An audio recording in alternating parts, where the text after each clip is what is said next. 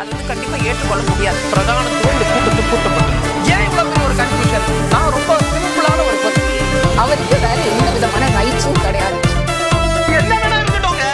வணக்கம். நேர்பட பேசு நிகழ்ச்சிக்கு வரவேற்கிறோம். பாஜகவுடைய முன்னாள் மாநில தலைவர் திரு அண்ணாமலை, அம்மா மக்கள் முன்னேற்ற கழகத்துடைய பொதுச் செயலாளர் திரு டிடிவி தினகரனை நேற்று முன்தினம் சந்தித்து பேசியிருக்கிறார். இன்று அது குறித்து திரு அண்ணாமலை செய்தியாளர்களிடம் பகிர்ந்து கொண்டார். சந்திப்பு நடந்தது உண்மை என்பதை மீண்டும் அவர் உறுதிப்படுத்தியிருக்கிறார். அதேபோன்று கூட்டணி தொடர்பான பேச்சுவார்த்தை நடத்தப்பட்டதாகவும் அவர் கூறியிருக்கிறார். இதெல்லாம் தான் இன்றைய நேர்பட பேசுடைய பின்னணி. என்னதான் திட்டத்தில் இருக்கிறார் அண்ணாமலை என்ற தலைப்பில் பேச இருக்கிறோம். மூத்த பத்திரிகையாளர் திரு பிரகாஷ் பங்கேற்றிருக்கிறார். முன்னாள் நாடாளுமன்ற உறுப்பினர் திரு கே.சி. பழனிசாமி இணைந்திருக்கிறார். வழக்கறிஞர் திரு அக்னீஸ்வரன் பங்கேற்றிருக்கிறார். பத்திரிகையாளர் திரு சுவாமிநாதன் இணைந்திருக்கிறார். வணக்கம் விருந்தினர்கள் அனைவருக்கும். திரு சுவாமிநாதன், திரு அண்ணாமலை பேட்டியை கேட்கிற போது 3 முக்கியமான விஷயங்களை அவர் தொட்டு சென்றிருப்பதாக புரிந்து கொள்ள முடிகிறது. இதை ஒவ்வொன்றாக பேசிட்டு நாம் அடுத்ததுக்காக நகரலாம். ஒன்று நம்மை நம்பி வந்தவர்களோடு நான் கூட்டணி தொடர்பான பேச்சுவார்த்தை நடத்தினேன் அப்படிங்கிறது ஒன்று. இன்னொன்று, திமுக ஆட்சியை அகற்ற வேண்டும் என்பதால் தங்கள் முடிவை மறுபரிசீலனை செய்ய வேண்டும் என்று தினகரனை வலியுறுத்தியதாக சொல்கிறார். மூன்றாவது, தனி கட்சி தொடங்க போறீங்களா அப்படின்னு கேட்டதுக்கு தொடங்குனா இல்லை தொடங்க போகும்போது நான் சொல்றேன் அப்படின்னு அவர் சொல்றார். நம்மை நம்பி வந்தவர்களோடு நான் பேச்சுவார்த்தை நடத்துகிறேன் அப்படின்னு சொன்ன ஸ்டேட்மெண்ட்டை திரு அண்ணாமலையை நம்பி வந்தவர்களோடு அப்படின்னு எடுத்துக்கணுமா இல்ல பாஜகவை நம்பி வந்தவர்களோடு அப்படின்னு எடுத்துக்கணுமா? நிச்சயமா அண்ணாமலை அவர்களை நம்பி வந்தவர்கள் தான் 2024 பாராளுமன்ற தேர்தலுக்கு அண்ணாமலை தான் ஒரு கூட்டணியை அமைக்கிறார். அந்த கூட்டணி ஒரு 18% ஓட்டை பெறுது.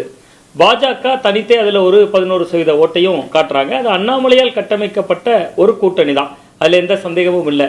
ஆனா இதுல என்ன விஷயம்னா, நம்மை நம்பி வந்தவர்களை இணைக்கிறதுனா இவர் டிடிவி தினகரன் அவர்களை மட்டும் இல்ல, இன்னைக்கு பாட்டாளி மக்கள் கட்சியை பிளவுபட்டு இருக்குல்ல, அங்கிருந்தே அவருடைய இணைப்பை தொடங்கி இருக்கணும்ல, அவர்களை போய் முதல்ல சமரசப்படுத்தி இருக்கலாம்ல. இது முழுக்க முழுக்க அண்ணாமலை அவர்களுடைய ஒரு உள்நோக்கம் இருக்கு. ஆனா இதை அண்ணாமலை அவர்கள் தனிப்பட்ட தன் உள்நோக்கத்துக்காக செய்யறாரான்னு கேட்டா, டெல்லி தலைமை ஒரு உத்தரவு கொடுக்காமல் இதை அண்ணாமலை செய்திருக்க மாட்டார். அவர்களை பொறுத்தவரை என்னன்னா, பாஜகவினுடைய டெல்லி தலைமை என்னன்னா, அதிமுகவுக்குள்ள கூடுதல் சீட்டுகளை அவங்க பெறணும். கூடுதல் சீட்டுகளை பெறதுக்காக ஒரு பக்கம் என்ன பண்றாங்கன்னா, எடப்பாடி பழனிசாமி அவர்களை நயினா நாகேந்திரன் அவர்களை வைத்து டீல் செய்யறாங்க. இன்னொரு பக்கத்துல பாத்தீங்கன்னா ஓ பன்னீர்செல்வம் டிடிவி தினகரன் அவர்களோடு இணக்கமா அண்ணாமலை அவர்களோட ஒரு டீல் ஓடிட்டு இருக்கு. இது அண்ணாமலை அவர்கள் டெல்லி தலைமையிடமிருந்து ஏதோ ஒரு சிக்னல் கிடைக்காம இந்த மாதிரியான விஷயத்தை கண்டிப்பா செய்ய மாட்டாரு. இன்னொன்று மிக முக்கியமான விஷயம் சார், இன்னைக்கு நடந்திருக்கு நம்ம அரசியல் களத்துல. அதிமுகவினுடைய பொதுச் செயலாளரும் எதிர்கட்சி தலைவருமான எடப்பாடி பழனிசாமி அவர்களோட சொந்த தொகுதி எடப்பாடியில இன்னைக்கு அண்ணாமலை ரசிகர் மன்றம் அப்படின்னு ஒரு ரசிகர் மன்றத்தை தொடங்கியிருக்காங்க. அதை சேலம் மேற்கு மாவட்ட பாஜக தலைவரே போய் திறந்து வச்சிருக்காரு அந்த போர்டை. அப்ப இது ஒரு பாஜக தலைவர், மாவட்ட தலைவர் போய் திறந்து வைக்கிறாரு. அங்க இருக்க கலை கலாச்சார பிரிவு போய் அந்த நிகழ்ச்சியை நடத்துறாங்கன்னா, அண்ணாமலை ரசிகர் மன்றம் என்று தொடங்குறது பாஜக போன்ற ஒரு அகில இந்திய கட்சியில நரேந்திர மோடி அவர்களை இப்படி முன்னிலைப்படுத்துறாங்க. கடந்த 2014 பாராளுமன்ற தேர்தலில் திருமண பக்கம்லாம் நமோ பேரவை, நமோ டீ ஸ்டால் அப்படின்லாம் எளிய மக்களோட கனெக்ட் ஆகிற விதமா நமோன்னு வாட்ஸ்அப் குரூப் தொடங்குறது, அந்த மாதிரியான விஷயங்கள் பண்ணாங்க. இன்னைக்கு எடப்பாடி சட்டமன்ற தொகுதிக்குள்ள அண்ணாமலை ரசிகர் மன்றம்னு ஒரு பதாகை இன்னைக்கு வைக்க வேண்டிய தேவை என்ன வந்துச்சு? அப்ப என்ன பண்றாங்கன்னா, எடப்பாடி பழனிசாமி அவர்களுக்கு ஒரு நெருக்கடி கொடுக்கணும். அண்ணாமலை அவர்கள் இருக்கிறதுனால தான் ஓபிஎஸ் டிடிவி அவர்கள் ஓரளவு அமைதியா இருக்காங்க, மட்டுக்குள்ள இருக்காங்க அப்படிங்கிற ஒரு எண்ணத்தை ஒரு விதைக்கணும் அப்படின்னு நினைக்கிறாங்க. பாஜக இதை முழுக்க முழுக்க எதுக்கு பயன்படுத்துறாங்கன்னா, கிட்டத்தட்ட ஒரு 40 தொகுதிகளுக்கு மேல வாங்கிடணும் அப்படிங்கக்கூடிய ஒரு இலக்குக்காக இன்னைக்கு இதை செய்யறதா பாக்குறேன். முழுக்க முழுக்க அண்ணாமலை அவர்கள் என்னுடைய பார்வையில் அவர் ஒரு தனிக்கட்சி தொடங்குவாரா என்பதையெல்லாம் தாண்டி டெல்லி தலைமை ஏதோ ஒன்று சொல்லியிருக்கு. ஏன்னா இன்னைக்கு அவர் தனிக்கட்சி தொடங்குவாரா என்பது மிக முக்கியமான ஒரு விவாதம் தான், அதை மறுப்பதற்கல்ல. ஆனா விஜய் அவர்களுடைய கூட்டத்தை பார்த்த பின்பு தமிழ்நாட்டில் இன்னொருவரால் இளைஞர்களை ஈர்க்க முடியும்னு தனிக்கட்சி தொடங்கக்கூடிய அளவிற்கு இன்னைக்கு அண்ணாமலை அவர்கள் அரசியல் தெரியாதவர் இல்லை. அவர் பார்த்திருப்பாரு, விஜய்க்கு திரண்டு இருக்கிற இளைஞர்கள் கூட்டத்தை பார்த்திருப்பாரு. இதே இளைஞர்கள் கூட்டத்தை அண்ணாமலையும் நம்பினார். அப்ப அவர் ஒரு பெருவாரியான இளைஞர்கள் கூட்டம் விஜய் பின்னால் போய்விட்ட நிலையில தனிக்கட்சி முயற்சி என்பது இனி தற்கொலை முயற்சிக்கு சமமானது. அதனால அதை பண்ண மாட்டார். இதை டெல்லி தலைமை ஏதோ ஒரு வகையில் எடப்பாடி பழனிசாமி அவர்களுக்கு நெருக்கடி கொடுப்பதற்காக ஒரு செஸ் போர்டுல 2 குதிரை எப்படி இருக்கோ, செஸ் போர்டுல 2 யானை எப்படி இருக்கோ, அதே போன்று நயினா நாகேந்திரன் அவர்கள் மூலமாக எடப்பாடி அவர்களோடு ஒரு இணக்கமா இருக்கிற மாதிரியும், இன்னொரு பக்கம் அண்ணாமலை அவர்கள் மூலமா ஓபிஎஸ் டிடிவி போன்றவர்களோடு ஒரு தனி இலக்கானம் நடத்துறதா பாக்குறேன். ஓகே, கூட்டணி அடிப்படையில திரு எடப்பாடி பழனிசாமியை பலவீனப்படுத்துவதற்கு திரு நயினா நாகேந்திரனையும் திரு அண்ணாமலையையும் பாஜகவுடைய தேசிய தலைமை பயன்படுத்துவதாக நீங்க சொல்வதிலிருந்து புரிந்து கொள்ள முடியுது. ஆனா திரு அண்ணாமலை சொன்ன இரண்டாவது ஸ்டேட்மெண்ட்டை கூர்ந்து கவனிக்கணும். திமுக கூட்டணியை தோற்கடிப்பதற்காக நான் தினகரனை சந்தித்து வலியுறுத்தினேன், முடிவை மறுபரிசீலனை செய்ய வேண்டும் நான் வலியுறுத்தினேன்றார்ல. இப்ப நோக்கம் திமுக கூட்டணியை பலவீனப்படுத்தணுங்கிறதா தானே இருக்கு. இல்ல, திமுக கூட்டணியை பலவீனப்படுத்துறது தான் எங்க நோக்கம்ங்கிற புள்ளியில தானே பாஜகவை எல்லாரும் இணைக்க சொல்றாங்க. இன்னைக்கு திராவிட முன்னேற்ற கழகம் அகில இந்திய அளவுல பாராளுமன்றத்துல ரொம்ப வலுவா இருக்காங்க. மக்களவையில 22 எம்பிக்கள் வச்சிருக்காங்க, மாநிலங்களவையில் 10 எம்பிக்கள் வச்சிருக்காங்க. இந்தியா கூட்டணியினுடைய எண்ணிக்கையினுடைய அடிப்படையில திராவிட முன்னேற்ற கழகம் உறுதியா ராகுல் காந்தி அவர்களுடைய பின்னால நிக்கிறாங்க. சோ திமுகவுக்கு நெருக்கடி கொடுக்கணும் அப்படிங்கிறதுல பாஜக இருக்காங்க, அதுல எந்த மாற்று கருத்தும் இல்லை. அவர்களுக்கு நெருக்கடி கொடுக்கறத ஒரு பகுதியா வச்சுட்டு தங்களோடு கூட்டணியில் இருக்கக்கூடிய கட்சியை விழுங்கி விட்டு தான் அந்த இடத்துல நெருக்கடி கொடுக்கணும்னு நினைக்கிறாங்க. அவங்க திமுக எதிர்ப்புல பாஜகவுக்கு அதே நிலைப்பாடு தான். அதனால அவங்க திமுகவை வீழ்த்தணும், எல்லாரும் வாங்க அப்படின்னு கூப்பிடுறது ஒன்று. சார், இப்ப இதுல மிக முக்கியமான ஒரு விஷயம் என்னன்னா, ஒரு வீட்டுல கல்யாணம் நடக்கணும்னா முதல்ல பெண்ணும் சம்மதிக்கணும், மாப்பிள்ளையும் சம்மதிக்கணும். முதல்ல எடப்பாடி பழனிசாமி அவர்களை இணைப்பதற்கு சம்மதிக்கணும். அப்போ உங்க கூட்டணிக்குள்ள நல்ல உறவோட 20% ஓட்டோடு இருக்கக்கூடிய எடப்பாடி பழனிசாமி அவர்கள் முதல்ல சம்மதித்திருந்தால் தானே நம்ம அடுத்த தரப்புல போய் பேச முடியும். அப்ப இவர்கிட்ட டெல்லிக்கு அழைத்து அமித்ஷா அவர்கள் பேசிவிட்டு அனுப்புறாரு. அதே நேரத்தில் அண்ணாமலை அவர்கள் ஓபிஎஸ் அவர்களை அடுத்து சந்திப்பேங்கிறாரு, டிடிவி அவர்களை சந்திக்கிறேங்கிறாரு. இது கடைமட்ட தொண்டர்கள் கிட்ட எடப்பாடி பழனிசாமி அவர்களோட இமேஜை என்னவா நிலைநிறுத்தும்? அண்ணா பிறந்தநாள் பொதுக்கூட்டத்தில் தான் சொல்றாரு, யாரையும் பிரிந்தவர்களை இணைக்க முடியாது, இந்த இயக்கத்திற்கு இதாக செயல்பட்டவர்கள் நடுரோட்டில் நிற்பார்கள்ங்கிறாரு. ஆனா அடுத்த வாரமே இப்படியான சம்பவங்கள் நடக்குது. டெல்லியில போய் அவரும் பேசிட்டு வர்றாரு. சோ இது கட்சியில ஒரு மிகப்பெரிய அளவுல ஒரு தேக்கத்தை அவர் அப்படி உண்மையிலே இணைய வேண்டுமாக இருந்தால் இவரே மனப்பூர்வமாக இணைக்கலாமே. இதுக்கு இடையில அண்ணாமலை அவர்கள் அதனால பாஜக முழுக்க முழுக்க பின்னால் இருந்து ஒரு திரைமறைவு காய் நகர்த்தல்களை பண்றாங்க. நிச்சயமா அதிமுகவுக்கு தான் இது சவால் அமையும், எடப்பாடி பழனிசாமி அவருடைய தரப்புக்கு இது ரொம்ப சவால் அமையும் அப்படின்னு பாக்குறேன். திரு எடப்பாடி பழனிசாமி இது தரப்புல இது சம்பந்தமா இதுவரைக்கும் எந்த விதமான எதிர்வினையும் ஆற்றவே இல்லையே. இந்த பேச்சுவார்த்தை தொடங்கின இந்த 2-3 நாட்கள்ல திரு ஓபிஎஸ் சேர்த்துக் கொள்வது குறித்தோ திரு டிடிவி தினகரனை சேர்த்துக் கொள்வது குறித்தோ இல்ல அப்படின்னு ஒரு முடிவாக அவர் எங்கேயுமே பேசுற மாதிரி தெரியவே இல்லையே. இந்த காலத்துல அவர் பேசல. அது அமித்ஷா அவர்களை சந்தித்து விட்டு வந்த பின்பே அவர் பொதுவாக ஊடகத்தினரிடமோ பொது வெளியிலோ இதை பத்தி அவர் எந்த விவாதமும் பண்ணல, எந்த விஷயமும் பேசல. இந்த இடத்துலதான் பாஜகவினுடைய ஏன்னா இன்னைக்கு அவருக்கு கூட்டணி அடிப்படையிலேயே பாஜக மட்டும்தான் இருக்கு, வேற எந்த கட்சிகளும் அவரோட கூட்டணியில இல்ல. அப்ப இது பாஜக ஒரு கட்டத்தில் இவர்களை விட லீடு எடுக்கிறாங்க அப்படிங்கிறத தான் இதை நான் பாக்குறேன். ஒரு விஷயம் சார், அவர் சொல்றாரு, நான் நன்றியே மறக்காதவன் அப்படின்னு பாஜகவை பற்றி சொல்கிற பொழுது சொல்றாரு, 2024 பாராளுமன்ற தேர்தலின் போது ஏன் அந்த கூட்டணியில் அவர் இடம்பெறல? அடுத்ததாக நடந்த மிக முக்கியமா மதுரையில எஸ்டிபிஐ மாநாட்டுல மதசார்பற்ற மாநாட்டில் கலந்துகிட்டு ஒரு வார்த்தை சொல்றாரு, எந்த நேரத்திலும் பாஜகவோடு கூட்டணியில் இல்லை, உடன்பாடில் இல்லை. என்ன கேட்டா அவர் இப்பொழுது குழம்பி போயிருக்கிறார், என்ன முடிவெடுக்கணும் என்பது தெரியாமல் அவர் யோசிச்சுட்டு இருக்காரு. அந்த யோசனை முடிந்த பின்பு அவர் பேசுவார் அப்படிங்கிறத தான் நான் பார்க்கிறேன். கிட்டத்தட்ட இது ஒருவேளை அதிமுகவுடைய எல்லா அணிகளும் ஓபிஎஸ் டிடிவி போன்றவர்கள் ஏதோ ஒரு வகையில உள்ள வந்தா தேர்தல் களம் அதிமுகவுக்கு சாதகமாகத்தான் இருக்கும். ஆனா இவரை முதல்வர் வேட்பாளராகவே ஏற்கல இல்ல அவங்க. அடிப்படையிலே அங்க முரண் இருக்குல்ல சார், இவரை முதல்வர் வேட்பாளராக அவர்கள் ஏற்கணும், அதுவே ஏற்கல. அப்படி அதை முதல்ல ஏற்பார்களா இல்லையா என்பதே தெரியாத போது அது ஒரு பெரிய சிக்கலாக இருக்கும். ஓகே, திரு கே.சி. பழனிசாமி, ஒரு நேர்காணல்ல நாம 2 பேரும் பேசுற போது நீங்கள் குறிப்பிட்ட செய்தி, திரு சீமானோடும் திரு டிடிவி போவதற்கு வாய்ப்பு இருக்கு, திரு விஜயோடும் போவதற்கு வாய்ப்பு இருக்கு அப்படின்னு சொன்னீங்க. ஆனா திரு அண்ணாமலையுடைய முயற்சி முழுவதுமாக என்டிஏக்குள்ள கொண்டுட்டு வரணும் அப்படிங்கறது தான் இருக்கு. அப்ப இந்த விஜய்ங்கிற ஆப்ஷனோ சீமான்கிற ஆப்ஷனோ திரு தினகரனுக்கு வந்துடவே கூடாது, அவர் மீண்டும் எப்படியாவது என்டிஏக்குள்ள வந்துடணும் அப்படிங்கிறதுக்கான முயற்சியை பாஜக தேசிய தலைமை திரு அண்ணாமலை மூலமா செயல்படுத்துறாங்களா? திமுக கூட்டணியில் இருக்கிற கட்சிகள் இல்லாமல், விஜய் இல்லாமல், சீமான் உள்பட அனைவரையும் என்டிஏக்குள்ள கொண்டு வரணும். இதுதான் பாரதிய ஜனதா கட்சியினுடைய நோக்கம். சீமான் உள்பட அது ரொம்ப முக்கியமான செய்தி. திரு அமித்ஷா அவர்களது சந்திப்பு போது அமித்ஷா அவர்கள் எடப்பாடி பழனிசாமி அவர்களுக்கு சொன்னது, நீங்கள் உங்கள் கட்சியில எல்லோரையும் இணைத்துக் கொள்கிறீர்களா என்பது உங்களுடைய முடிவு. அதில் நாங்கள் தலையிட மாட்டோம். ஆனால் என்டிஏவில் யார் பயணிக்க வேண்டும், யார் பயணிக்க கூடாது என்பது எங்களுடைய முடிவு. அதை நீங்கள் ஏற்றுக்கொள்ள வேண்டும். இது ரொம்ப கிளியர் மெசேஜ். அவருக்கு கடுமையான தொனியில் அன்போடு அவரிடத்துல தெரிவிக்கப்பட்டு விட்டது. அதனாலதான் சமீப நாட்களாக ஓபிஎஸ் சேர்க்கிறது குறித்தோ டிடிவியை சேர்க்கிறது குறித்தோ திரு எடப்பாடி பழனிசாமி பேசுறதே இல்லையா? அது பாசிட்டிவா கூட இன்னைக்கு வைகை செல்வன் பேசியிருக்காரு. அதாவது எடப்பாடி பழனிசாமி அவர்களை முதலமைச்சராக ஏற்றுக்கொள்ளுகிறவர்கள் கூட்டணிக்கு வரலாம்.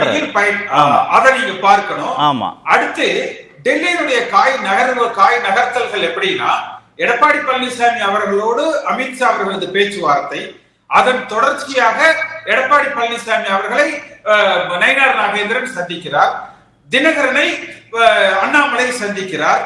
இந்த இரண்டு பக்கம் இருக்கிற ஃபீட்பேக்க திரு நட்டா அவர்களிடத்துல இவர்கள் சொல்கிறார்கள். வைகை செல்வன் எடப்பாடி பழனிசாமியை முதலமைச்சராக ஏற்றுக்கொள்ளுகிறவர்கள் இந்த கூட்டணியில் பயணிக்கலாம். இதுதான் சாராம்சம். அப்ப எல்லோரும் இணைந்து என்டிஏ கூட்டணியில் பயணிப்பதற்கான வாய்ப்புகள் இன்றைய தேதிக்கு அதிகமாக தெரிகிறது. அதிமுகக்குள்ள பங்கு கேட்கிறத மட்டும் திரு எடப்பாடி பழனிசாமி ஏற்கிறது. அதாவது அதிமுக கட்சியில அவர்களை இணைத்துக் கொள்வது என்பது அமித்ஷா அவர்கள் இதற்கு முன்பு எடப்பாடி பழனிசாமிக்கு கொடுத்த உத்தரவாதம். உட்கட்சி பிரச்சனையில் நாங்கள் தலையிட மாட்டோம். ஆனால் என்டிஏ என்பது பாஜகவினுடையது. அந்த என்டிஏவில் யார் பயணிக்க வேண்டும், யார் பயணிக்க கூடாது என்பதை நாங்கள் முடிவு செய்வோம். இதை அழுத்தம் திருத்தமாக திரு அமித்ஷா அவர்கள் எடப்பாடி பழனிசாமி அவர்களிடத்துல தெரிவித்திருக்கிறார். அந்த பிரச்சனை அது மட்டுமா? பிரச்சனை என்டிஏக்குள்ள ஓபிஎஸும் டிடிவியும் வர்றது அப்படிங்கிறது மட்டுமா? இல்ல, ஒருங்கிணைந்த அதிமுக அப்படின்ற புள்ளிலையும் முதலமைச்சர் வேட்பாளராக திரு எடப்பாடி பழனிசாமியை ஏற்பதா வேண்டாமா அப்படிங்கிறதையும் உள்ளடக்கிய முக்கியமான 2 புள்ளிகளையும் சேர்த்து தானே பேசணும். என்டிஏ அகாமடேஷன்ங்கிறது மட்டும் இல்லையா? எடப்பாடி பழனிசாமி அவர்களை நிச்சயம் தினகரன் உள்பட முதலமைச்சர் வேட்பாளராக ஏற்றுக்கொள்வார்கள், ஏற்றுக்கொள்ள வேண்டும். சீமான் உள்பட. இந்த நிலைமை டிசம்பர் மாதத்திற்குள்ள உருவாகும். அதுல பெரிய மாற்று கருத்து இல்ல. வருகிற தேர்தலில் இது இந்த இணைப்பு ஒரு நல்ல வெற்றியை கொடுக்கிற பட்சத்தில் சட்டமன்ற தேர்தலுக்கு பிறகு இணைப்பை பற்றி பரிசீலிக்கலாம் என்கிற சூழ்நிலைகள் உருவாகும். எல்லாமே எக்ஸ்ட்ரீமுக்கு போயிடுச்சே சார். நீங்க சொல்றது எல்லாமே எக்ஸ்ட்ரீமுக்கு போயிடுச்சே. முதலமைச்சர் வேட்பாளராக திரு எடப்பாடி பழனிசாமியை ஏற்றுக்கொள்வது தற்கொலைக்கு சமம்னு டிடிவி தினகரன் சொல்றாரு. திரு எடப்பாடி பழனிசாமியோட கூட்டணிக்கு போனா ஆன்மா மன்னிக்காது, வெற்றிவேலுடைய ஆன்மா என்ன மன்னிக்காது அப்படின்னு அவர் அந்த எக்ஸ்ட்ரீமுக்கு போயாச்சு. திரு சீமான் தனித்து போட்டி, என்ன நடந்தாலும் அரசியல்ல நான் தனித்து போட்டி அப்படின்னு அவர் போன, இது எல்லாமே எக்ஸ்ட்ரீமான முடிவு. அதுதான் கடைசி. அந்த முடிவுல மாற்றம் வரும்னு நம்புறீங்களா? வைகோ கொலைப்பழி சுமத்தி விட்டார் கலைஞர். எவ்வளவு பேர் அதுக்காக அன்றைக்கு தீ குளிச்சிருப்பாங்க. இதெல்லாம் ஒரு சில அதாவது சில வார்த்தை பிரயோகங்கள்ல சில வார்த்தைகள் வந்திருக்கலாம். அதெல்லாம் தேர்தல் காலகட்டங்கள்ல. அதனாலதான் அந்த மாதிரியான கசப்புகள் மறக்கடிக்கப்படுவதற்கு தான் முதல் ஸ்டெப், ஃபர்ஸ்ட் ஸ்டெப் எல்லோரும் இணைந்து என்டிஏவில் பயணிக்கலாம். ஒருவேளை எடப்பாடி பழனிசாமியே தேர்தலுக்கு பிறகு இது ஒரு நல்ல பலமான ஒரு கூட்டணியாக இருக்கிறது, இது நமக்கு பலன் கொடுத்தது என்று நினைத்தால் சட்டமன்ற தேர்தலுக்கு பிறகு நீக்கலாம். நீங்க இன்னொன்னு பார்க்கணும். 72ல அதிமுக 77 ஆட்சியை பிடிச்சிருச்சு. திமுகவில் இருந்த பல பேரை அதற்கு பிறகும் எம்ஜிஆர் அதிமுக கொண்டு வந்தார். பல பேர் கேட்டோம், எதுக்கு இதை கொண்டு வர்றீங்க? நம்ம தான் ஜெயிச்சிட்டோம், இல்ல வலிமையா இருக்கிறோம், எந்த தேர்தல்னாலும் திமுக வீழ்த்திடுறோம், மறுபடியும் எதுக்கு நீங்க திமுக இருக்கிறவங்க எல்லாம் அதிமுக கொண்டு வந்து அவங்களுக்கு 2ஆம் இடம் 3ஆம் இடம் 5ஆம் இடம் கொடுக்குறீங்க என்கிற பொழுது அன்றைக்கு அவர் சொன்னது 2 கருத்துக்கள். ஒன்று, அண்ணா உருவாக்கிய திமுக என்னிடம் இருக்கிறது என்பதை ஒரு நேரேஷன், அதை நாட்டு மக்களுக்கு உணர்த்த. இரண்டாவது, நம்மை பலப்படுத்த அல்ல, எதிராளியை பலகீனப்படுத்த. இவர்கள் அங்க இருந்தா அவர்களுக்கு பலமாக இருப்பார்கள். இவர்கள் நம்மோடு இணைந்து விடுகிற பொழுது அவர்கள் பலகீனம் அடைவார்கள். இதேதான் ஜெயலலிதா அம்மா ஆர்.எம். வீரப்பன் உள்பட எல்லாரும் இந்த பக்கம் கொண்டு வந்தாங்க. இதே ஸ்ட்ராட்டஜி தான். உருவாக்கிய அதிமுக என்னிடத்தில் இருக்கிறதுன்னு ஜெயலலிதா அம்மா மக்களுக்கு ஒரு நேரேஷன் கொடுத்தாங்க. இல்ல கரெக்ட். இதான் பதிலே. நீங்க சொன்ன 2 உதாரணம் இருக்குல்ல, திரு எம்ஜிஆர், திருமிகு ஜெயலலிதா, 2 பேரும் கட்சிக்குள்ள கொண்டு வரும்போது கட்சியின் தலைமையை யாரும் சேலஞ்ச் பண்ணி வரல. முதலமைச்சர் வேட்பாளர் நீங்க இல்ல அப்படின்னு யாரும் சொல்லியும் வரல. அங்க ரெண்டுக்குமே அக்செப்டன்ஸ் இருந்ததுனால கொண்டு வந்து அகாமடேட் பண்றதுல 2 தரப்புக்கும் ஈஸியா இருந்தது. இங்க நீங்க சொல்ற டிடிவி தினகரன் முதலமைச்சர் வேட்பாளராகவே ஏத்துக்க மாட்டோம் அப்படின்னு ஒரு புள்ளியில நிக்கிறார். நீங்க சொல்ற இன்னொரு உதாரணம் திரு சீமான், அவரே கட்சியின் தலைவராக இன்னொரு முதல்வர் வேட்பாளராக இருக்கிற போது இதெல்லாம் திரு அண்ணாமலையோட முயற்சி எல்லாம் சாத்தியமாகுமா அப்படின்னு கேட்கிறேன். புரட்சி எம்ஜிஆர் மறைவுக்கு பிறகு ஆர்.எம். வீரப்பனுக்கும் ஜெயலலிதா அம்மாவுக்கும் ஜானகி அம்மாவை முன்னிறுத்தி நடந்த பிளவுகள்ல முதலமைச்சர் வேட்பாளராக ஜானகி அம்மா முன்னிறுத்தினது ஆர்.எம். வீரப்பன் தான். ஆனா அந்த ஆர்.எம். வீரப்பன் வீட்டுக்கு போய் கூட்டிட்டு வந்து அவருக்கு ஆட்சி அமைந்ததற்கு பிறகு கட்சியில சேர்த்து கொடுத்தாங்க, பதவி கொடுத்தாங்க. எதற்கு? எம்ஜிஆருடைய கட்சி என்னிடத்தில் இருக்கிறது அப்படிங்கிற அந்த பப்ளிக்கு இருக்கிற நேரேஷன். இல்ல நான் அதை ஏத்துக்கிறேன், அதை நான் மறுக்கல. ஆனா எம்ஜிஆர் ஸ்ட்ரென்தன் ஆகுறதுனால நமக்கு நஷ்டமோ அப்படின்னு நினைக்கல, நாம பலவீனம் அடைஞ்சிருவோமோ அப்படின்னு நினைக்கல, அதனால வந்தாங்க. ஜெயலலிதா ஸ்ட்ரென்தன் ஆகுறதுனால பலம் பெறதுனால நமக்கு நஷ்டமோ இல்ல நாமளை பலவீனப்படுத்திடுவாரோ அப்படின்னு அவங்க நினைக்கல, அதனால வந்தாங்க. இங்க எடப்பாடி பழனிசாமி பலம் பெறணுமா, அவரை ஏன் பலமடைய வைக்கணும்னு தானே திரு அண்ணாமலை நினைக்கிறாரு, திரு டிடிவி நினைக்கிறாரு. அதிமுகங்கிற கட்சி பலமடைகிற போது என்ன லாபமாக திரு சீமான் யோசிப்பார். சரி, அவரை கூட விட்டுரும், திரு சீமான கூட விட்டுரும். இந்த 2 பேர் எடுத்துக்கோங்க, திரு அண்ணாமலை, திரு தினகரன் 2 பேர் எடுத்துக்கோங்க. நம்ம அண்ணாமலையை விட்டுருங்க, அவர் இதுல இம்மெட்டீரியல், அவர் டெல்லியில இருந்து சொன்ன வேலையை செய்திருக்கிறார், அவ்வளவுதான். எடப்பாடி பழனிசாமி என்பவர் இதை பல சர்வேக்கள்ல ஏன் அதிமுகவுடைய பலகீனம் அந்த வாக்கு வங்கியில பொதுமக்கள் ஆதரிக்கிறது இல்லை என்பதை அவர் உணர்வார். சீமானுக்கு இன்னைக்கு இருக்கிற பிரச்சனை என்னன்னா, விஜய் பக்கம் அவரோடு பயணிக்கிறவர்கள் ஓரளவுக்கு வாக்கு சதவீதத்துல சீமான் ஒரு பாதிப்புக்கு உள்ளாகி இருக்கிறது. சென்ற முறை பெற்ற அந்த 8% வாக்குகளை அவரால் வருகிற சட்டமன்ற தேர்தலில் பெற்றுவிட முடியுமா, அது குறைவதற்கு வாய்ப்பு இருக்கிறது என்பது பொதுவாக ரவீந்திரன் துரைசாமியை தவிர மிச்ச எல்லோருடைய பார்வையாக இருக்கிறது. அப்ப சீமான் ஒருவேளை ஒரு 3%, 4% என்று குறைகிற பொழுது அவர் ஒரு பலம் இழந்தவராக பார்க்கப்படுவார். அதே ஒரு கூட்டணியில பயணித்து ஒரு கணிசமான தொகுதிகளை பெற்று அவர் வென்று சட்டமன்றத்துக்குள்ள செல்லுகிற பொழுது ஒரு 8% அவர் வாக்கு வங்கியை வைத்திருக்கிறார் என்று அவரை அந்த புள்ளிக்கே வருவோம். ரொம்ப நேரம் ஆயிடுச்சு, அந்த புள்ளிக்கே கூட வருவோம். சீமானோட வாக்கு சதவீதம் குறைய வாய்ப்பு இருக்குன்னு நீங்க சொன்ன அந்த புள்ளிக்கே வருவோம். அவரை முதலமைச்சர் வேட்பாளராக ஏற்றுக்கொள்ளக்கூடிய ஒரு கூட்டணியை ஏன் கட்டமைச்சிட முடியாது? திரு தினகரனையோ திரு ஓபிஎஸ்ஐயோ இல்ல வேறு சிலரையோ இணைச்சு அப்படி எதுவும் அவர் கூட்டணியை ஏற்படுத்திட முடியாதா? பாஜக அதிமுக கூட்டணிக்குள்ளதான் அவர் வரணுமா என்ன வாக்கு சதவீதம்? ரவீந்திரன் துரைசாமி சாரோட கட்சி வேணா சீமானோட கூட்டணிக்கு சேரலாம். ஏன்னா அவர் சீமானிடத்தில் இருக்கிறது போதுமான எண்ணிக்கையில சதவீதத்துல ஒரு 20% வாக்கு வங்கியை, அதாவது ஒரு டிசாஸ்டர் சிச்சுவேஷன்ல கூட சென்ற நாடாளுமன்ற தேர்தலில் 22% வாக்கு வங்கியை எடப்பாடி பழனிசாமி நிரூபித்திருக்கிறார். அப்படிப்பட்ட கட்சி ஒரு 8% தான் அதிகபட்சம் இதுவரை சீமான் பெற்றது. அதனால இதை விட்டுட்டு நம்ம அங்க போயிடுவோங்கிறது. அடுத்து இதுல யாருமே மாற்று நமக்கு அரசியல் பாதையை தேடுறவங்க அல்ல. எடப்பாடி பழனிசாமியை பார்த்து நம்ம போய் சேர்ந்துக்கணுங்கிறது இல்ல. நம்மை அடையாளம் காட்டிய, நம்மை உருவாக்கிய, நாம் வளர்ந்த, நாம் பயணித்த நம்முடைய ஆதரவாளர்கள் அதிகமாக இருக்கிற அதிமுகவில் நாம் தொடர்ந்து பயணிக்கப்பட வேண்டும். நம்முடைய கட்சியில் நாம் புறக்கணிக்கப்பட்டு விடக் கூடாது. அந்த ஆதங்கத்துல வெற்றியோ தோல்வியோ பயணிக்கிற கட்சி அதிமுகவாக இருக்கணும். அதற்காக எல்லோரும் அதிமுக பயணிக்கத்தான் நினைப்பாங்க. அதிமுக சின்னமான இல்ல, நான் அடுத்த சுற்றுல வரேன். அதிமுக சின்னமான ரெட்டலைக்கு எதிராக வேட்பாளர்கள்லாம் நிறுத்திட்டு அதிமுக பலவீனம் அடைஞ்சிடக்கூடாதுன்னு பயணிக்க போறாங்கன்றீங்க. சரி, நம்ம பேசுவோம், அடுத்த சுற்றுல பேசுவோம், நிறைய நேரம் ஆயிடுச்சு. பிரகாஷ், பாஜகவுடைய தேசிய தலைமை சொல்லி தான் திரு அண்ணாமலை இந்த சந்திப்பெல்லாம் நடத்துறாரு அப்படின்னு சொல்றாங்க. அது ஏற்றுக்கொள்ளக்கூடியதானா? ஏன்னா அவர் சொல்ற பிரஸ் மீட்ல இன்னொரு வார்த்தை ரொம்ப முக்கியமானது. இந்த மாதிரி ஒரு முயற்சியை செய்யாமையே போயிட்டோம்னா அது ஒரு சரித்திர பிழையாக, வரலாற்று பிழையாக மாறிடும். பின்னால நீங்க கேட்பீங்க, ஏன் இப்படி ஒரு முயற்சியை, சமாதான முயற்சியை நீங்க மேற்கொள்ளாமையே போயிட்டீங்க அப்படின்னு.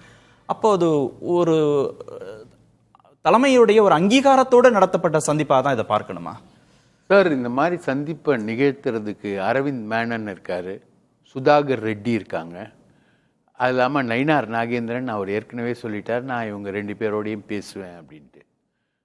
அண்ணாமலை யார் சார்? என்ன பொறுப்பு சார்? தேசிய பொதுக்குழு உறுப்பினர். நீங்கள் வரலாற்றை திரும்பி பாருங்க சார். இந்த 5 வருட அதிமுகவுக்கு ஏற்பட்ட குழப்பங்களுக்கு காரணம் யாரு? அண்ணாமலை தான். சாட்சாத் அண்ணாமலைக்கும் தினகரனுக்கும் ஏற்பட்ட ஒரு நட்பு. அந்த நட்பின் அடிப்படையில் தான் அதிமுகவுக்கு உள்ளாட்சி தேர்தலிலும் கூட்டணி மறுக்கப்பட்டது, கூட்டணியை விட்டு அதிமுக வெளியேறியது. பாராளுமன்ற தேர்தலிலும் அதிமுக கூட்டணியை விட்டு வெளியேறியது. இது ரெண்டுத்துக்குமே காரணம் அண்ணாமலைக்கும் தினகரனுக்கும் ஏற்பட்ட நட்பு. அவர் ஒரு லிமிட்டுக்கு மேலே போயிட்டு ஆன்டி எடப்பாடி, நீங்கள் கம்ப்ளீட்டாக பாருங்கள், அந்த பார்லிமெண்ட் தேர்தலில் ஆன்டி எடப்பாடி தான், ரைட்டா? இன்னைக்கு ப்ரோ எடப்பாடியாக மாறுறதுக்கான என்ன சந்தர்ப்பம் வந்துருக்கு? இல்லை சார், என்டிஏ நல்லா இருக்கணும், அதிமுக பாஜக கூட்டணி நல்லா இருக்கணும், அப்படிதானே அரவிந்த் மேனன் நினைக்க போறார், அப்படிதானே சுதாகர் ரெட்டி நினைக்க போறார், அப்படிதானே நயினா நாகேந்திரன் நினைக்க போறார், அப்படிதானே அமித்ஷா நினைக்க போறார், அதே தானே அண்ணாமலை நினைக்கிறார். இங்கே ஏன் சந்தேகம் வரணும் சார்? பேசுறதுக்கு சார், இப்போ ஒரு மாநில, இப்போ ஒருத்தர் அண்ணாமலை பேரவை தமிழ்நாட்டு அரசியலின் சூப்பர் ஸ்டார் அப்படின்னு ஏடி தங்கமணின்னு சேலம் மாவட்ட கலை கலாச்சார பிரிவு செயலாளர், சேலம் மாவட்ட தலைவரோடு சேர்ந்து ஆரம்பிச்சிருக்காரு, ரைட்டுங்களா? ஒரு பேரவை. அந்த மாதிரி மோடி கூட ஆரம்பிக்கல, அமித்ஷா ஆரம்பிக்கல, ஒரு 7 மாநிலத்தில் முதலமைச்சராக இருக்காங்க, யாருமே ஆரம்பிக்கல. ஸோ இது ஆரம்பிக்கிறதுக்கு நீங்கள் யாரு? இவ்வளோ பெரிய தேசிய கட்சியில் 20 அமைப்புகள் இருக்கு, ரைட்டா? அர்ஜுன் சம்பத் கூட ஒரு தனி கட்சி தான் நடத்துறாரு. விஸ்வ இந்து பரிஷத் தனி, இந்து முன்னணி தனி, எல்லாமே தனி அமைப்புகள். ஆனால் நீங்கள் ஒரு விஷயத்தை ஆரம்பிக்கிறீங்க, ஒரு விஷயத்தை ஃப்ளோட் பண்ணி காமிக்கிறீங்க. ஏற்கனவே அண்ணாமலையார் நட்பு பேரவைன்னு இதில் போயிட்டு இன்டர்நெட்டில் நீங்கள் மெம்பர்ஷிப்லாம் சேர்த்துருக்கீங்க. அப்போ நீங்கள் தனி கட்சி ஆரம்பிக்க போறீங்கன்ற மாதிரி ஸ்ட்ரோக் வந்துக்கிட்டே இருக்கு. பேரவை கட்சியாக மாறப்போதா? பேரவை கட்சியாக மாறும் இல்லையா? இப்போ நீங்கள் விஜயை பார்த்து அவர் அந்த மாதிரிலாம் ஆரம்பிப்பாரா அப்படின்னு கேள்விலாம் இருக்கு. ஏன் ரஜினியை பார்த்தாரு? ஏன் ரஜினியை பார்த்தாரு? அடிக்கடி நான் ரஜினியை பார்ப்பேன் அப்படின்றது இருக்கா? அப்போ ரஜினியோட முதல்வர் வேட்பாளராக தான் இவர் அரங்கத்துக்குள்ளே வராரு. இவரோட விஷயங்கள் சார், இந்த 2 பேருமே சார் முழுக்க டிடிவி தினகரனும் அண்ணாமலையும் 2 பேருமே எப்போவுமே பேசிக்கிட்டே இருக்கக்கூடிய ஆட்கள். அவர் இப்போ சென்னையில் இல்லை, வெளியூர்லேருந்து தான் அவர் ப்ரெஸ் எல்லாம் மீட் பண்ணியிருக்காரு. வெளியூரில் நடைபெற்ற ப்ரெஸ் மீட்டிங்ஸில் தான் அவர் அப்படிலாம் பேசியிருக்காரு அப்படின்னு இவர் சொல்கிறார். ஏன் ஃபோனில் பேச முடியாதா? இவங்க 2 பேருக்குள்ளே இருக்கக்கூடிய நட்பு, வேவ் லெங்க்த் எல்லாமே. யார் சார் இவர்? இவர் என்ன அக்கறை அண்ணாமலைக்கு? சந்திப்புக்கு ஏன் அவர் இவ்வளவு மெனக்கெடணும்? அப்போ ரைட், நான் ஒரு தனி கட்சி ஆரம்பிக்கிறேன், நீங்கள் ஒரு கட்சி ஆரம்பிங்க, 2 பேரும் சேர்ந்து விஜயோட கூட்டணிக்கு போகலாம். ஏற்கனவே டிடிவி தினகரன் விஜயோட கூட்டணி பேசுவதற்கு பேசியிருக்காரு சார். ஓபிஎஸ் உள்ள வராரு சார், ஏடிஎம்கேக்குள்ள ஓபிஎஸ் உள்ள வராரு, கேசிபி ஏடிஎம்கேக்குள்ள வராரா? ஏடிஎம்கேக்குள்ள வராரு. கேசிபி சொன்ன மாதிரி ஆளுக்கால ஒவ்வொரு குண்டா போடுறீங்க. கேளுங்க, கேசிபி சொன்ன மாதிரி நாங்க இருந்த கட்சி, எங்களுக்கு தொண்டர்கள் இருக்கக்கூடிய கட்சி. ஒரு தடவை மட்டும் நான் கிளாரிஃபை பண்ணிக்கவா? ஓபிஎஸ் என்டிஏக்குள்ள வராரா, அதிமுகக்குள்ள? அதிமுகக்குள்ள வராரு. அதிமுகக்குள்ள வராரா? அதிமுகக்குள்ள வராரு. ஓபிஎஸ் அதிமுகக்குள்ள வராரு சார். என்டிஏ அலையன்ஸ்குள்ள யார் வேணா வரலான்னா, என்டிஏல முதல்வர் வேட்பாளர், நீங்க கேட்ட கேள்வி கரெக்ட், அப்சல்யூட் கேள்வி. என்டிஏல முதல்வர் வேட்பாளர் யார் என்பது இங்க கேள்விதான். இன்னைக்கு வரைக்கும் கேள்வி. அமித்ஷா இன்னைக்கு வரைக்கும் எடப்பாடி முதலமைச்சர்னு அமித்ஷா சொல்லவே இல்லை. அதிமுகவிலிருந்து ஒருவர் வருவார், அதிமுகவிலிருந்து ஒருவர் முதல்வராக வருவார். அது எப்படி வரப்போகுது, பெர்மியூட்டேஷன் காம்பினேஷனு அது தெரியாது, ரைட்டுங்களா? அதில் நிறைய ப்ராபபிலிட்டி விஷயங்கள்லாம் இருக்குது சார் இவங்க தான் சார் எல்லாத்தையும் பண்ணவங்க. இந்த 2 பேரும் அண்ணாமலையும் டிடிவியும் தான் இன்னைக்கு இந்த 5 வருட அரசியல் இருக்கு இல்லைங்களா, அதில் எடப்பாடி பழனிசாமியை டார்கெட் பண்ணி எல்லாத்தையும் பண்ணது இவங்க 2 பேர் தான். அவர் போய் உக்காந்து நரேந்திர மோடி பக்கத்தில் உக்காந்து அலையன்ஸுக்கு ஓகே பண்ணிவிட்டு வடக்கு பக்கத்து சீட்டில் உக்காந்தவர் தான் சார் அண்ணாமலை. முழுக்க முழுக்க டிடிவி கிரேட், சசி வேஸ்ட். இது ஒரு ப்ராபகண்டா டிடிவி பண்ணது. Sasi waste, TTV great. அப்படியே கொண்டு போய் நரேஷனில் நம்ம 20 சீட்டு ஜெயிக்கிறோம், 10 சீட்டு பிஜேபி ஜெயிக்குது, 10 சீட்டு வந்து எங்கள் என்டிஏ ஜெயிக்குது அப்படின்ற மாதிரி நரேஷனை கொண்டு போய் நம்ப வச்சதோட விளைவு தான் சிபி ராதாகிருஷ்ணன் இடையில தலையிட்டு அவர் தான் சந்திரபாபு நாயுடுவை அவரும் வெங்கையா நாயுடுவும் தான் கொண்டு வராங்க. பவன் கல்யாணி கொண்டு வந்து அண்ணாமலை சொல்கிறதெல்லாம் நம்பாதீங்க, நீங்கள் ஒரு சீட்டு கூட ஜெயிக்க மாட்டீங்கன்னு பிரதமர் மோடி கிட்ட நேரடியாக பேசினார். சிபிஆர்ன்றது நமக்கு சோர்சஸ்ன்னு வச்சுக்கோங்களேன். அவரு தான் கொண்டு வராரு அண்ணாமலையை நம்பாதீங்கன்னு. அந்த சிபிஆரோடைய அத்தியந்திய சிஷ்யன் தான் எங்கள் நயினார் நாகேந்திரன், ரைட்டா? அவர் இப்போ அதுக்கப்புறம் பதவிக்கு வர்றாரு. ஸோ அண்ணாமலையுடைய நீக்கமே, அண்ணாமலைக்கு இன்னைக்கு வரைக்கும் ஒரு பதவி கூட கொடுக்கல சார். ஏன்னா அவரால் தான் வந்து பாஜக வந்து பெரும்பான்மை இழந்தது. அந்த 20 சீட்டுக்கு வந்து நிர்மலா சீதாராமன் இங்கே வந்து பேசின பேச்சது அண்ணாமலை ஒரு சிலரின் சுயநலத்தால் தான் நாம் இன்று நிதிஷ்குமாரையும் சந்திரபாபு நாயுடுவையும் நம்பி இருக்க வேண்டிய சூழ்நிலைக்கு நாம் வந்தோம். இல்லை என்றால் அதிமுகவோட கூட்டணி வச்சிருந்தா நிதிஷையும் சந்திரபாபு நாயுடு நம்பியிருக்க வேண்டியது இல்லைன்னு நினைக்கிறாங்க. ஒரு 10 சீட்டு எனக்கு தெரிஞ்சு 6 சீட்டு வரைக்கும் பாசிபிலிட்டி இருந்தது. 2 பேரும் கொம்பைன் ஆயிருந்தான். ஒரு 6 சீட்டு வரைக்கும் பாசிபிலிட்டி இருந்தது.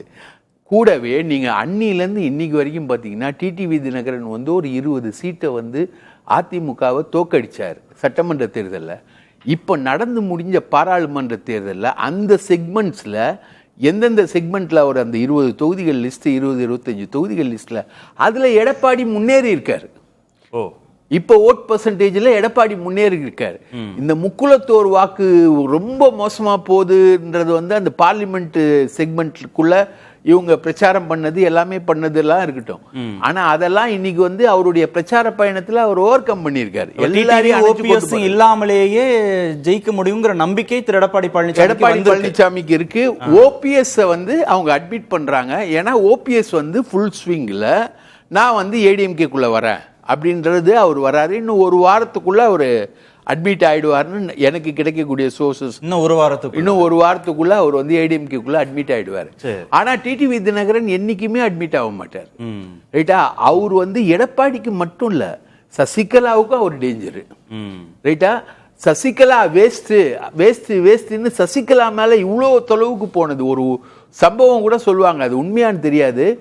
பிரதமர் மோடியே வந்து சசிகலாவை பார்த்து 10 நிமிஷம் பேசணும் அப்படின்னு சொல்லி டிடிவி தினகரன் கிட்ட ஜெயலலிதா சாவின் போது சொல்லும் போது அந்த தகவலை வந்து சசிகலா கிட்ட சொல்லாம மறைச்சாருன்னு அவங்க குடும்பத்தினர் சைட்ல இருந்து குற்றச்சாட்டு வருது. சோ இந்த நட்பு ஆழமானது, இந்த நட்புக்கு வேற நோக்கம் உண்டு.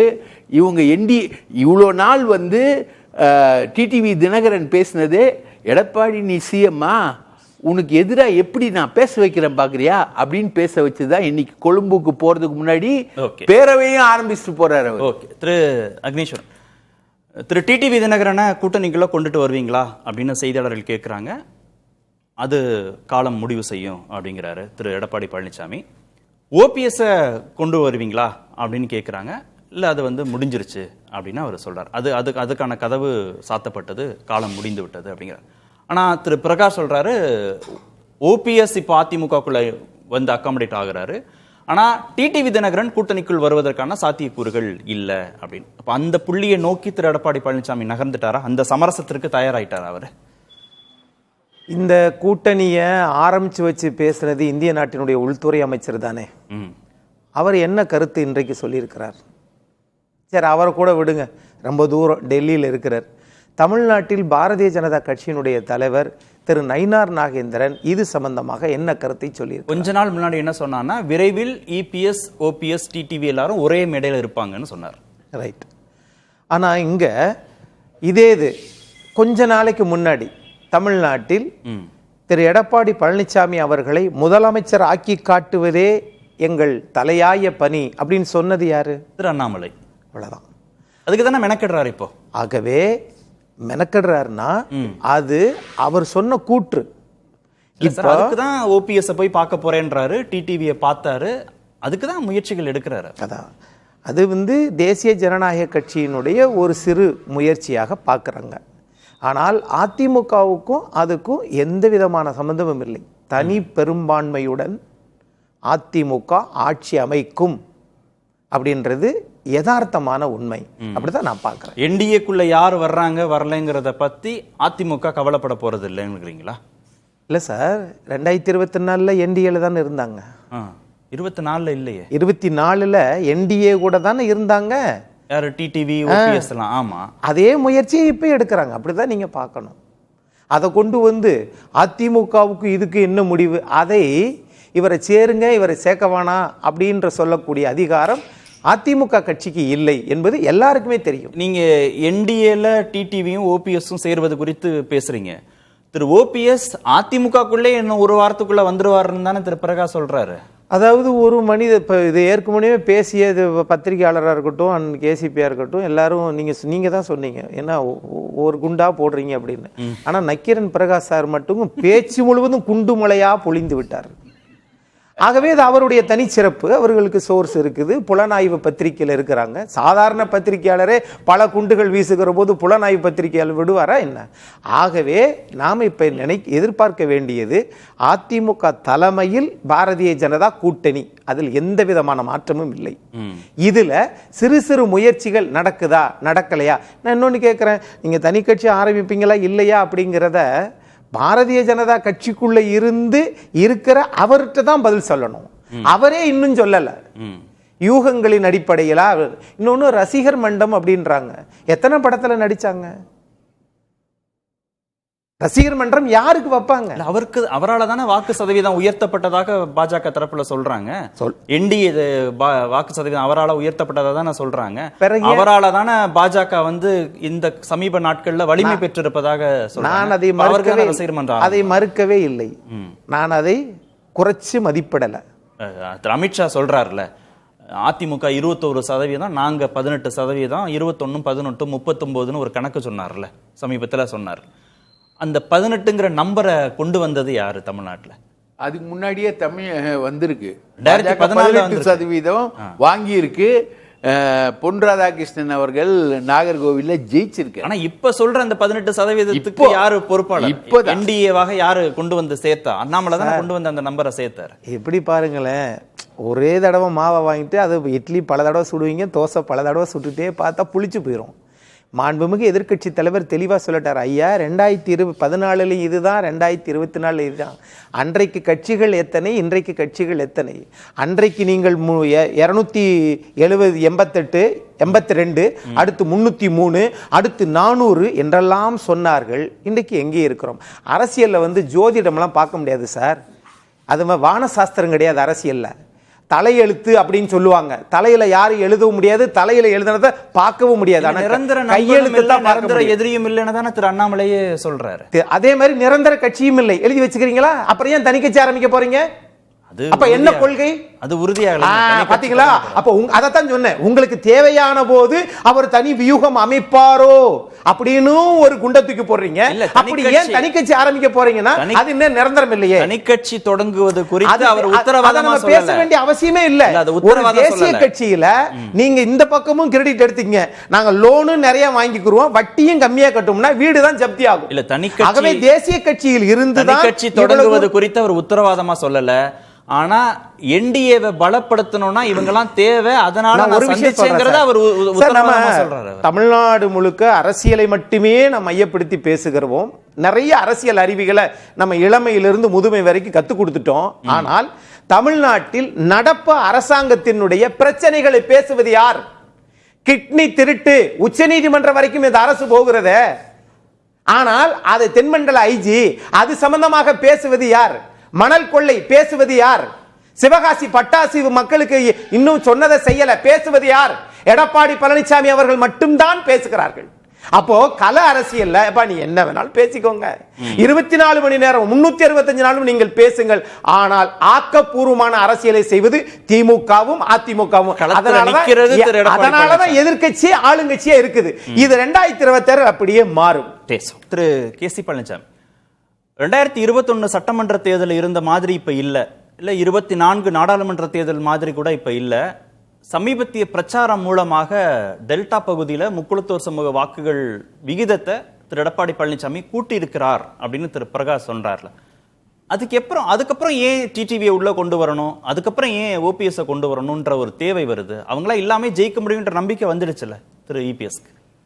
அவருக்கு ஜெயிக்க முடியுங்கிற நம்பிக்கை இருந்தா சமீபத்துல அண்ணா பிறந்த நாள்ல எல்லாரையும் சேர்த்து தான் ஜெயிக்கணும்னா எனக்கு அந்த ஆட்சி அதிகாரமே தேவையில்லை, தன்மானம் தான் முக்கியம்னு வெளிப்படையாக அவர் பேசினார்.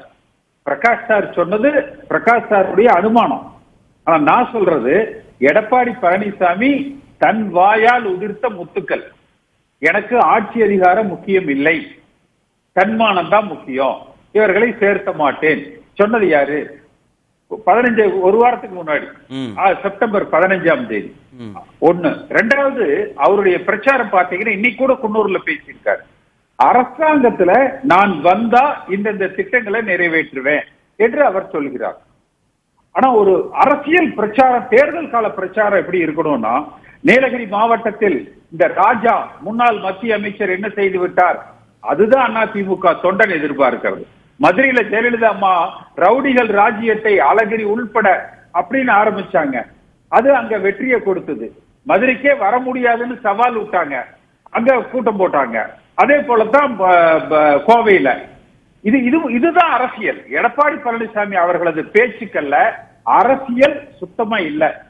அரசாங்க திட்டங்கள் நான் ஆட்சிக்கு வந்தால் இதையெல்லாம் செய்வேன்னு ரொம்ப பக்குவமா பொறுமையா நிதானமா சொல்றாரு. அது ஆட்சிக்கு வரும்போது பார்க்கலாம். ஆனா ஆட்சிக்கு வருவதற்கு அரசியல் செய்யணும், அரசியல் பேசணும். ஒன்று. இரண்டாவது, இன்றைக்கு பார்த்தீங்கன்னா இருக்கிற திமுக கட்சி, அதனுடைய தலைமை விஜய், இப்படி ஒரு கம்பேரிட்டிவ் போட்டு பார்த்தீங்கன்னா எடப்பாடி பழனிசாமியால் அதிகம் பாதிக்கப்பட்டவர்கள் இருக்கிறாங்க. ஸ்டாலினால் எத்தனை பேருங்க தமிழ்நாட்டில் இன்னைக்கு அரசியல் ரீதியா பாதிக்கப்பட்டாங்க சொல்லுங்க? அரசாங்க திட்டங்கள்ல பாதிக்கப்பட்டிருக்கலாம் இல்ல சார், தனி நபர்கள் பாதிக்கப்பட்டா. எடப்பாடி பழனிசாமினால பாதிக்கப்பட்டவர்கள் கே.சி. பழனிசாமியோ, திரு புகழேந்தியோ, திரு டிடிவியோ, திரு ஓபிஎஸ்ஓ, திருமிகு சசிகலாவோ எல்லோரும் தனி நபர்கள் தானே? இல்ல, அதாவது சார் ஒவ்வொரு தனிநபர்களும் கூட்டுனா 1000 சார். நீங்க 19 பேர் திமுக போய் சேர்ந்திருக்காங்க சார். 19 பேர் செந்தில் பாலாஜி உட்பட சொல்றேன். 19 பேர் எடப்பாடி பழனிசாமி தலைமைக்கு பிறகு போய் திமுக சேர்ந்திருக்கிறாங்க. கட்சியிலிருந்து நீக்கப்பட்டவர்கள். நீங்க பிரேமலதா விஜயகாந்த் பேசினது இன்றைய தேதிக்கு தமிழ்நாட்டில் பாத்தீங்கன்னா ஒரு அரசியல் தலைவர், முதலமைச்சராக இருந்தவர், முதலமைச்சர் வாய்ப்பு தேடி பிரச்சாரத்துக்கு செல்கிறவர், இவர்களால் இருக்கிற 3-4 பேர்ல ஒரு கம்பேரிட்டிவ் போட்டு பாருங்களேன். எடப்பாடி பழனிசாமியால் பாதிக்கப்பட்டவர்கள் அதிகம். இவர்கள் எல்லோரையும் சேர்த்துனீங்கன்னா ஆளுக்கு 1000 ஓட்டு சேர்த்துனீங்கன்னா கூட 25 லட்சம் ஓட்டு வந்துடும். ஒன்று. அடுத்து ஒரு ஸ்வாட் அனாலிசிஸ் போட்டு பாருங்க. ஒரு ஸ்வாட் அனாலிசிஸ் போடுங்க. ஒவ்வொரு தலைவருடைய பலம் பலகீனம் ஸ்வாட் அனாலிசிஸ் போடுங்க. நல்லதோ கெட்டதோ சீமானுக்கு ஒரு சித்தாந்தம் இருக்கு, ஸ்டாலினுக்கு ஒரு சித்தாந்தம் இருக்குது, ஒரு அரசியல் கட்சி அமைப்பு இருக்குது. விஜய்க்கு பிரச்சார பலம், தான் நடிகர் என்பது இளைஞர்கள் இருக்குது. எடப்பாடி பழனிசாமிக்கு அதிமுக என்கிற கட்சி மட்டும்தான். அந்த கட்சியும் தேவையான அளவுக்கு மேல சேதாரத்தை செய்து விட்டார். அதனால ஒன்றிணைப்பது மட்டுமே தான் தீர்வு. பிரகாஷ் சார் சொன்ன மாதிரி அண்ணாமலை போறதுங்கிறது பல நேரத்துல பேச்சுவார்த்தைகளை ஒரு பத்திரிகையாளர் அனுப்பிச்சு கூட நடத்துவாங்க. இதுல நம்ம பெரிய ரொம்ப க்ளோஸா ரீட் பண்ணணுங்கிற அவசியம் கிடையாது. அடுத்து தினகரன் என்னைக்குமே ஒரு தனி கட்சி தான். தினகரன் எந்த காலத்திலேயே அதிமுக சேர்றேன்னு அவர் சொல்லல. கேட்டுக்கொள்ளுகிற மனநிலையில அதிமுக கட்சியும் இல்ல. அதனால அதுல ஒண்ணும் குழப்பம் இல்ல. சரி திரு சாமிநாதன், ஒருங்கிணைந்த அதிமுகங்கிற பலம் திரு எடப்பாடி பழனிசாமிக்கு தேவைப்படுதா? ஒப்பீட்டு அளவில் திரு சீமானோடு, திரு விஜயோடு, திரு ஸ்டாலினோடலாம் ஒப்பிடுகிற போது நிச்சயமா தேவைப்படுது. தென் மாவட்டங்கள்ல ரொம்ப குறிப்பா கடந்த சட்டமன்ற தேர்தலில் 20-21 தொகுதிகளில் அதிமுக பாஜக கூட்டணி தோல்வி அடைகிறதுக்கே டிடிவி தினகரன் அவர்களோட அமமுக தான் காரணமா இருந்தாங்க. ஆனா அன்னைக்கு அமமுகவில் வேட்பாளர்களா இருந்த பலரே இன்னைக்கு அதிமுக பக்கம் போயிட்டாங்க. இன்னைக்கு அந்த அளவுக்கு அமமுக ஸ்ட்ராங் இல்ல. கடந்த காலங்கள்ல இருந்த அளவுக்கு அம்மா மக்கள் முன்னேற்ற கழகம் ஸ்ட்ராங் இல்ல. இன்னொரு விஷயம், டிடிவி தினகரன் அவர்களே கோவில்பட்டியில நின்று தோல்விதான் அடைகிறார். அவர் தனியாக அந்த பாராளுமன்ற தேர்தலில் என்டிஏ அலையன்ஸ்ல போகும்போது தோல்விதான் அடைகிறார். அவங்க வெற்றி பெறணும்னாலும் அதிமுக என்கிற அந்த இரட்டை இலை சின்னம் தேவை. எடப்பாடி பழனிசாமி அவர்கள் வெற்றி பெறதுக்கும் அந்த ஓபிஎஸ் டிடிவி போன்றவர்கள் திரும்பி உள்ள ஒரு கூட்டணியாக ஏதோ ஒரு வடிவத்தில் வர்றதுங்கிறது ரொம்ப முக்கியமானது. அம்மா மக்கள் முன்னேற்ற கழகம் பழைய செல்வாக்கை இழந்திருந்தாலும் கூட இன்னைக்கு கூட தொகுதிகளில் ஓரளவு அன்னைக்கு எடுத்த ஓட்டை எடுக்காட்டாலும் கூட அதுல 4/1 எடுத்தா கூட ஸ்பாய்லரா இருந்துருவாங்க. அது அதிமுக பாஜக கூட்டணிக்கு ஒரு பெரிய பலவீனமா இருக்கும். ஆனா இன்னொரு முக்கியமான விஷயம் சார், என்ன ஒரு முக்குளத்தோர்கள் எல்லாம் எடப்பாடி பழனிசாமி அவர்களுக்கு எதிராக இருக்காங்க.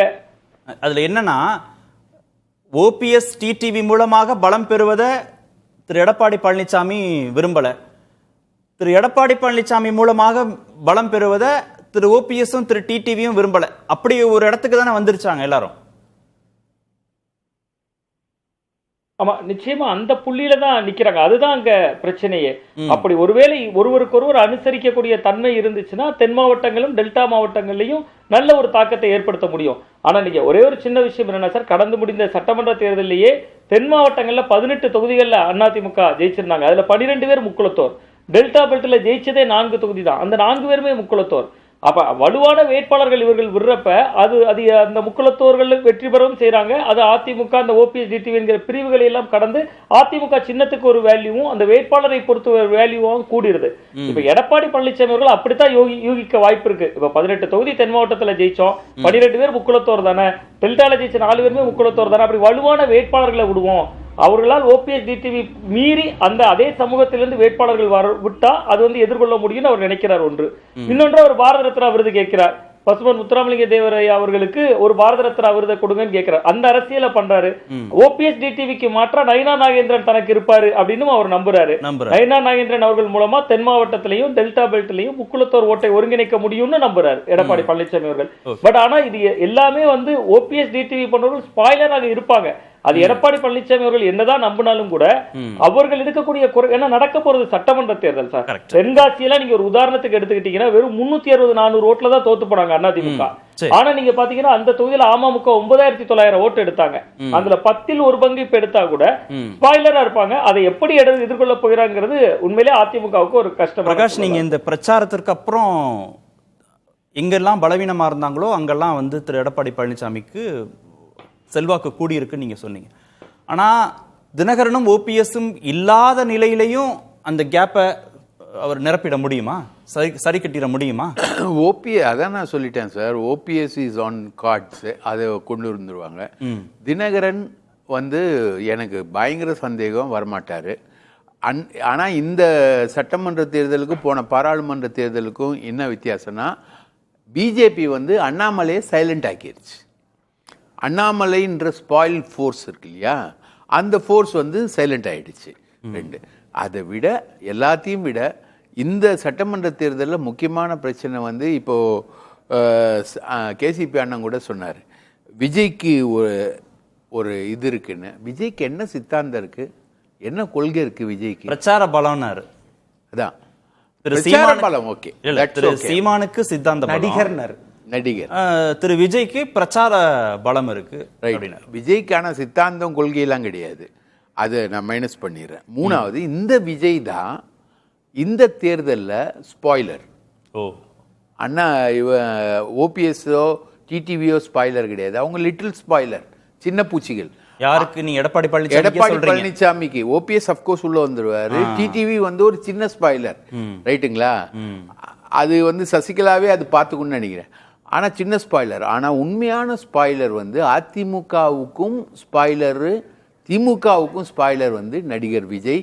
அவர் யாரை, எங்க, எந்த ஓட்டை எப்படி உடைக்க போறாரு, எந்த க்ளோஸ் கண்டெஸ்டட் கான்ஸ்டுவன்சில எப்படி அந்த புயல் வீச போகுதுன்றதுதான் ஹைலைட்.